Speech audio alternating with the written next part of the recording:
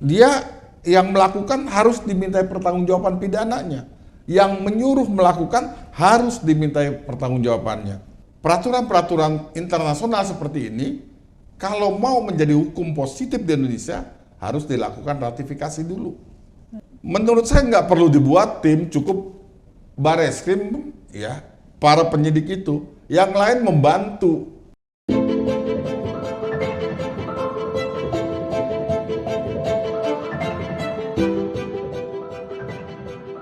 Assalamualaikum warahmatullahi wabarakatuh. Kembali lagi bersama saya Amelia Yulita di program Serambi Adi Warman. Serambi Adi Warman merupakan program edukasi hukum yang mana akan membahas tentang permasalahan keadilan yang hangat terjadi di kalangan masyarakat. Vlog ofisial Adi Warman juga melakukan penelusuran hukum serta mengemasnya dalam bentuk karya jurnalistik, bertujuan untuk memberikan pemahaman hukum sesuai dengan undang-undang yang berlaku di Indonesia. Dalam tema kali ini, Serambi Adi Warman akan membahas mengenai penanggung jawab tragedi maut sepak bola Kanjuruhan. Baiklah, sebelum acara kita mulai, mari kita simak tayangan berikut ini.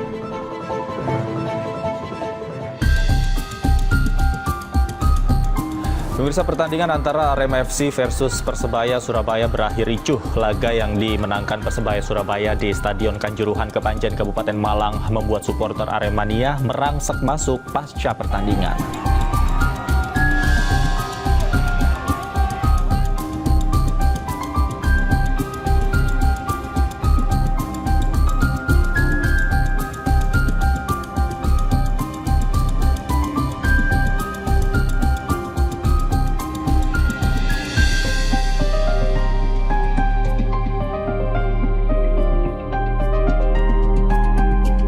Rusuh pasca pertandingan Arema Malang melawan Persebaya Surabaya di Stadion Kanjuruhan Malang, Jawa Timur meninggalkan duka bagi para keluarga korban.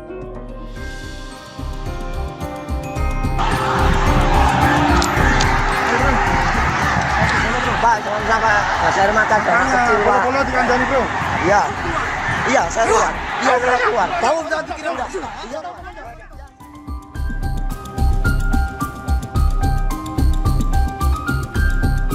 Berdasarkan tadi pada saat dimandikan, memang ada luka memar di sekujur tubuh, bahkan ada juga warna biru. Itu adalah mungkin akibat dari terinjak-injak oleh supporter yang lain.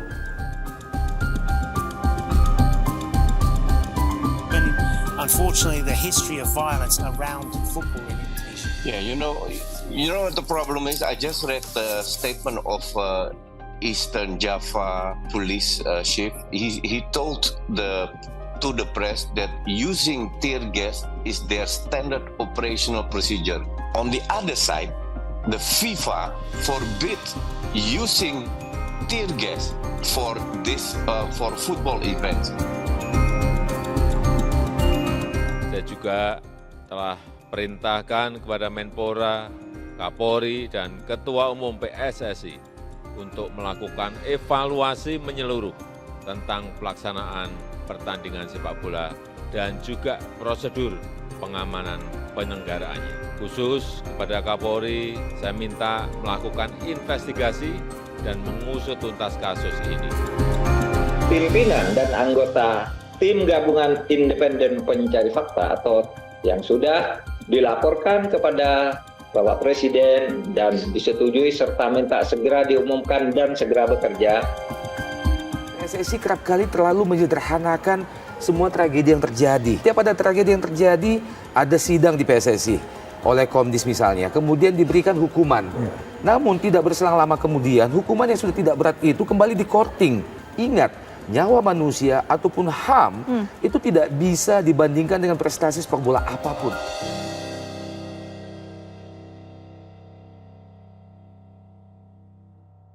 Jangan lupa share, like, dan juga subscribe Serambi Adi Warman.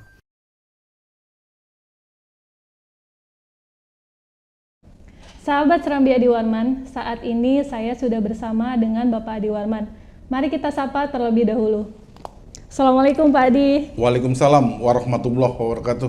Bagaimana kabarnya Pak Adi hari ini? Alhamdulillah baik. Alhamdulillah. Mbak Mel gimana, baik? Alhamdulillah Pak, baik juga. Semoga sehat selalu ya Pak. Amin ya robbal alamin. Baik Pak Adi, tadi kan kita sudah menyaksikan cuplikan tayangan video bahwasannya telah terjadi kerusuhan pasca pertandingan sepak bola antara Arema Malang melawan Persebaya Surabaya.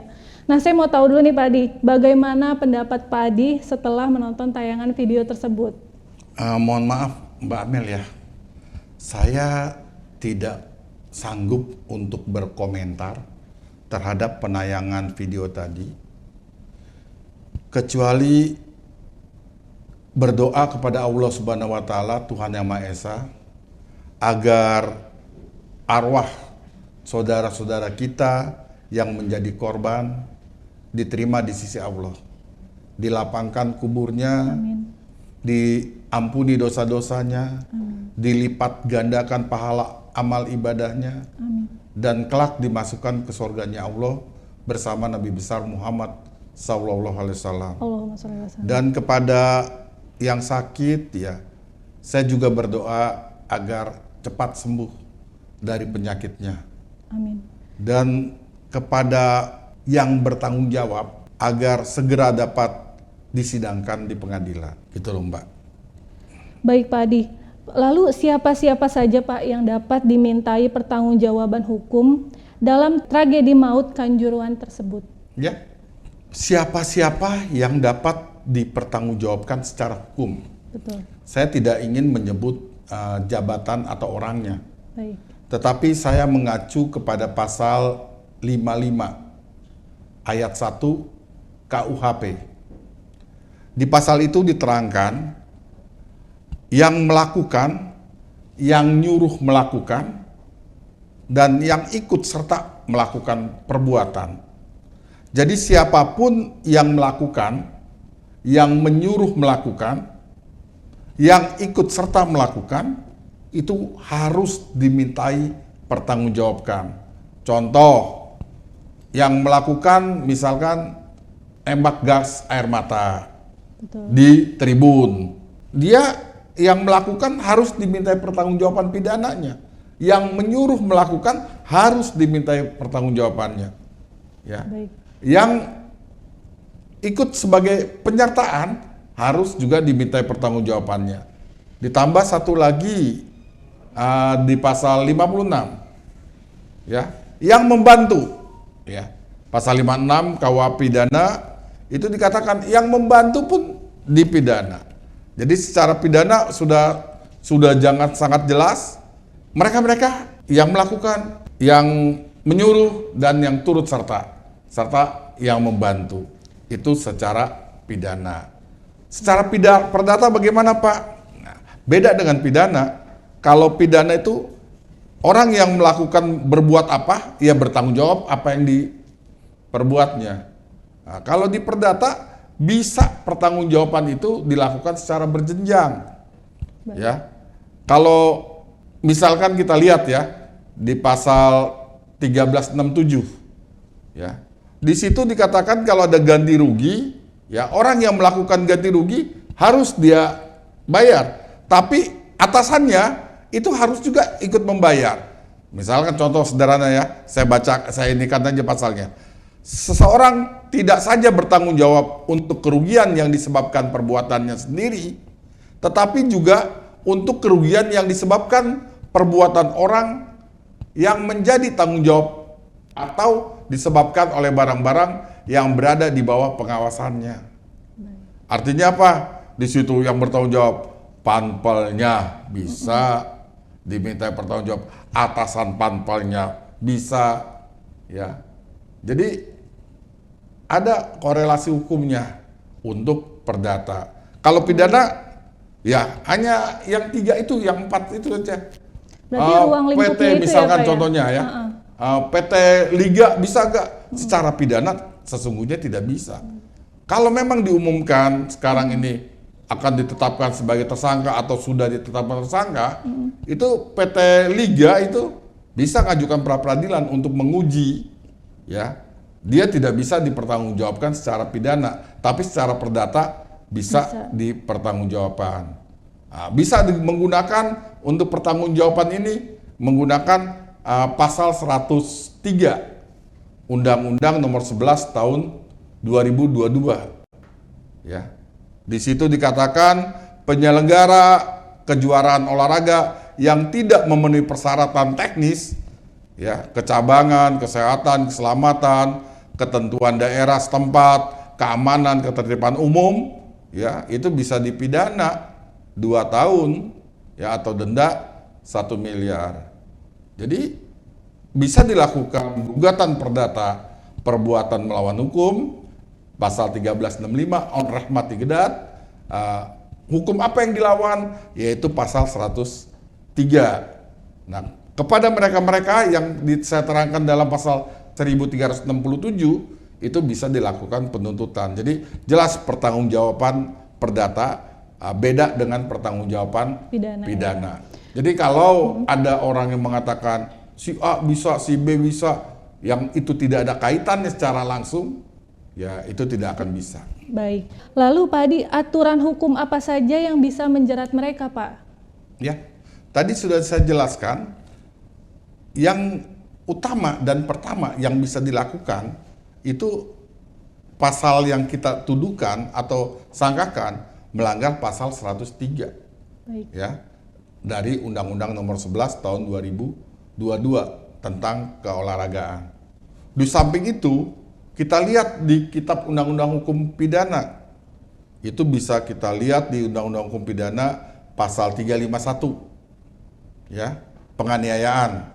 Ada nanti ayat 2-nya penganiayaan berat. Ya, 5 tahun ancamannya. Ya, di situ kalau melibatkan oknum militer, oknum tentara, maka dia akan kena pasal 126. Baik. Kitab Undang-Undang Hukum Pidana Militer. Ya. Terus pasal apa lagi? Pasal 359. Baik. Ya. 359 Kitab Undang-Undang Hukum Pidana. Ya, karena kealpaan menyebab orang lain meninggal, ya, diancam hukuman 5 tahun. Ya, jadi atau pidana kurungan, ya, paling lama 1 tahun. Terus pasal apa lagi? 360 KUHP.